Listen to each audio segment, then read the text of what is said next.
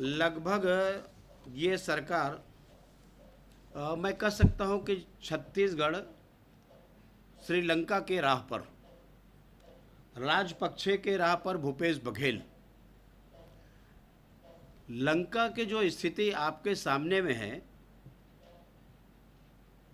लगभग ये 3500 करोड़ डॉलर का कर्जा था 2021 में, और 2022 आते आते इनका 5100 करोड़ डॉलर का इनका पहुंच गया है। और अब तो ये स्थिति हो गई है कि विदेशी कर्जा चुकाने की स्थिति में श्रीलंका नहीं है, दिवालियापन के कगार पर खड़ी हुई है। लगभग उसी तर्ज पर भूपेश बघेल की सरकार ने 51,000 करोड़ रुपए के कर्जा उन्होंने लिए हैं। 15 वर्ष में डॉक्टर रमन सिंह की सरकार ने सारे कार्य किए, जिसमें 33,000 करोड़ रुपए का कर्जा लिया। और आज जो कर्जा कांग्रेस की सरकार के द्वारा ली जा रही है, उत्पादक नहीं है, बल्कि बहुत सारे ऐसे राशियों का जिस प्रकार से वो कर्ज में लेने के बाद में खर्चा कर रही है, उससे कोई प्रदेश का उत्पादन बढ़ेगा नहीं। और लंका भी उसी प्रकार से जो खर्च किए हैं, जो डूबने के कगार पर आ गई है, और जो स्थिति वहाँ की रही है, करीब करीब छत्तीसगढ़ भी उसी राह पर चल पड़ी है। और आने वाले समय में मुझे लगता है कि भूपेश बघेल के सरकार में नेतृत्व रही तो छत्तीसगढ़ को कर्ज से डूबने से कोई नहीं बचा सकता। ये स्थिति हमारी छत्तीसगढ़ की बन गई है। एक तरफ शिक्षा के दृष्टिकोण से अभी एक प्राइवेट जो एजेंसी के द्वारा, एनजीओ के द्वारा एक सर्वे किया गया है, और सर्वे करने के बाद दुर्ग जिला का उनके द्वारा सर्वे किया गया, और सर्वे करने के बाद में आया है कि 47% बच्चे ऐसे हैं जो कक्षा और पहली और दूसरी के हैं, जो अक्षर को भी पहचानते भी नहीं हैं। इस प्रकार के यदि हमारी शिक्षा व्यवस्था रही तो आने वाले समय में प्रदेश में हमारी शिक्षा की और बच्चों की क्या स्थिति होगी, ये आप बेहतर जानते हैं। ये जो प्राइवेट एजेंसी है जिसके द्वारा ये की गई है, तो निश्चित रूप से मुझे लगता है कि इस दिशा में जो प्रदेश की स्थिति, जो प्रदेश जा रही है, और जाने के कारण में आज 10वीं और 12वीं के रिजल्ट घोषित किए गए हैं। जितने भी बच्चे उत्तीर्ण हुए हैं, मैं सभी को बधाई देता हूं, और ख़ास करके जो प्रवीण सूची में अपना स्थान बनाए हैं। लेकिन रिजल्ट को देखने के बाद में एक बात मैं कह सकता हूं कि प्रवीण सूची में चाहे हम 12वीं की बात करें या 10वीं की बात करें, लगभग लड़कियों ने प्रवीण सूची में 1, 2, 3, 4 में अपने नाम दर्ज कराए हैं। मैं उनको विशेष रूप से बधाई देता हूं। कुंती साव, और हमारे बिलासपुर से खुशबू वाधवानी, रेणुका चंद्रा, इसी प्रकार से आपके 10th में सुमन पटेल, सोनाली बाला, और इसमें जो भी प्रवीण सूची में स्थान बनाए हैं, मैं सभी को बधाई, उनके उज्जवल भविष्य की कामना करता हूं। किसी भी कारण से जो बच्चे रह गए हैं तो उनको निराश होने की ज़रूरत नहीं है। जीवन में अनेक ऐसे अवसर मिलते हैं कि जो कमियां हैं, जो सुधारने का, इसलिए ना दुखी होने की आवश्यकता है, ना व्यथित होने की आवश्यकता है, बल्कि हम जो कमी रही है उसकी फिर से तैयारी करेंगे और अच्छे स्थान को प्राप्त करेंगे। मैं पुनः एक बार उनको बहुत बहुत बधाई देता हूँ। आज हम छत्तीसगढ़, देखिए जिस प्रकार से अभी आप लोगों ने एक घटना देखी होगी कि आपके कृषि विश्वविद्यालय इंदिरा गांधी, उसके कुलपति को लेकर के, छत्तीसगढ़ियों को लेकर के प्रायोजित रूप से कांग्रेसियों के द्वारा धरना प्रदर्शन किया गया कि बाहरी लोगों को कुलपति ना बनाया जाए तो बाहरी लोगों को छत्तीसगढ़ में सांसद कैसे बनाएंगे। और इसलिए मुझे लगता है कि अब जो बोरे बासी खाने वाले हैं उन्हीं को ये दोनों सीट मिलेगी। और लेकिन इतिहास उठा के कांग्रेस का देखोगे तो चाहे केटीएस तुलसी हो, उसके पहले जो सांसद रही है हमारी मोहसिना किदवई जी, तो लगातार आप देखे हैं कि कांग्रेस में आयातित जो नेता हैं उनको राज्यसभा यहाँ से दिया जाता है।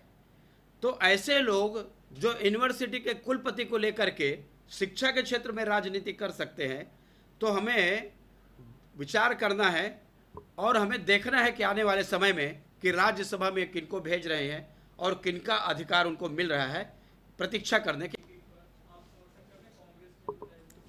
कांग्रेस पहले करके दिखा दे, उनकी करनी और कथनी आपके सामने में है। क्या ये गांधी परिवार के ऊपर लागू होगा कि नहीं होगा? सबसे पहला प्रश्न चिन्ह वही है।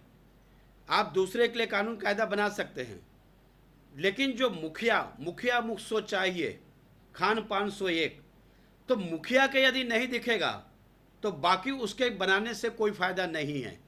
और इसलिए बीजेपी क्या करती है, मोदी जी का स्पष्ट नीति है, आप लोगों ने देख लिया है। कांग्रेस क्या कर रही है उस पर हमको जाने की जरूरत नहीं है, बल्कि उस चिंतन शिविर में ये जिक्र आया है कि भाजपा कैसे सरकार चला रही है, भाजपा कैसे संगठन चला रही है। बूथ के ऊपर में जैसा पन्ना प्रभारी बना रहे कांग्रेस को बनानी चाहिए, उनका मंडल है तो हमारा भी मंडल बनना चाहिए। तो ये नकल कांग्रेस वाले भाजपा की कर रहे हैं, डूबते हुए के नकल करने को भाजपा की आवश्यकता नहीं है। देखिए, हम लोगों ने जो रखा है वो जेल भरो आंदोलन है, और उस जो सर्कुलर जो जारी किया गया है राज्य सरकार के द्वारा, एक प्रकार से मिनी आपातकाल लगाया गया।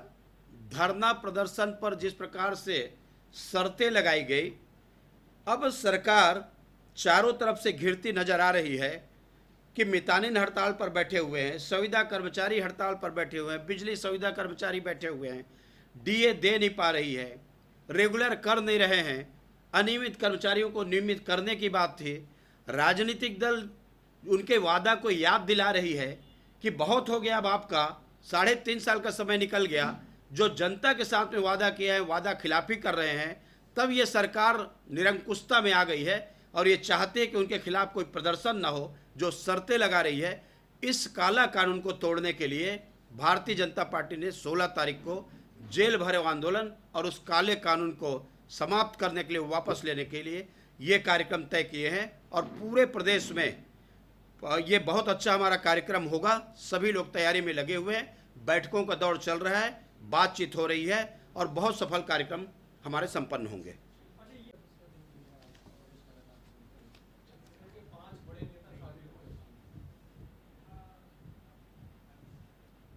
मैं ये कह सकता हूं कि वास्तविक में चिंतन शिविर नहीं है, कांग्रेस का चिंता शिविर है। जिस प्रकार से पूरे हिंदुस्तान में कांग्रेस अपने अस्तित्व की लड़ाई में लगी हुई है, अब कांग्रेस कोई सरकार बनाने के लिए नहीं, बल्कि कांग्रेस को अस्तित्व को कैसे बचाया जा सके, इसके लिए वो लड़ाई में लगी हुई है कि कांग्रेस आने वाले समय में ख़त्म ना हो जाए, वो कगार पे है। आपने देखा है कि दक्षिण भारत में लगभग कांग्रेस ख़त्म हो गई है। आपके जो महाराष्ट्र में जो बहुमत आई, वो जो अलायंस है नरेंद्र मोदी जी के प्रधानमंत्री और हमारे मुख्यमंत्री जो रहे उनके नेतृत्व में चुनाव लड़ा गया, जिसके कारण हमारे जो बहुमत आई थी उसको तोड़ करके उन्होंने बनाया।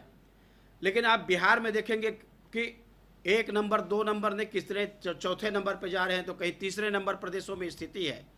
और लगभग कमोबेश पूरे प्रदेश में, बंगाल में वर्षों राज किए, लेकिन बंगाल में वर्षों राज करने के बाद में यदि उनके खाता ना खुलना, आखिर कांग्रेस है कहाँ पर। पंजाब में जो एक स्थायी मजबूत सरकार थी, लेकिन नेतृत्व के अभाव और दूरगामी उनकी क्षमता की कमी, इसके कारण में जो कांग्रेस की न केवल सरकार गई, बल्कि सरकार जाने के बाद में 5 प्रदेश में जो कांग्रेस की स्थिति बनी है। उत्तर प्रदेश में 7 सीट पाई थी, छत्तीसगढ़ मॉडल को लेकर के गए और खूब मॉडल का जोर शोर से प्रचार किया, तो 2 सीट में सिमट करके रह गई। तो पूरे हिंदुस्तान को आप देखेंगे तो जहां फर्स्ट सेकंड की बात मैं नहीं करता, और अस्तित्व की लड़ाई की मैं इसीलिए बोल रहा हूं कि कांग्रेस अस्तित्व बचाने में लगी हुई है कि वो कांग्रेस जो कभी एक छत्र राज करता था, आज अपने अस्तित्व की लड़ाई लड़ रही है। ये निश्चित रूप से चिंतन शिविर नहीं, ये चिंता का शिविर है कि कांग्रेस के अस्तित्व को कैसे बचाया जा सके, नहीं तो उसके अस्तित्व ही खो जाएगी। वो स्थिति में आज कांग्रेस आ गई है। उसको एक प्रशांत किशोर जैसे आदमी सलाह दे देता है कि मेरे जरूरत नहीं है, आपको नेतृत्व की जरूरत है, सबल नेतृत्व की जरूरत है, आपको सामूहिकता की जरूरत है। मुझे नहीं लगता उसके बाद में और मुझे कुछ कांग्रेस के बारे में या चिंतन शिविर में बोलने की आवश्यकता पड़े। For more news updates, do subscribe, like, share and comment. Clipper 28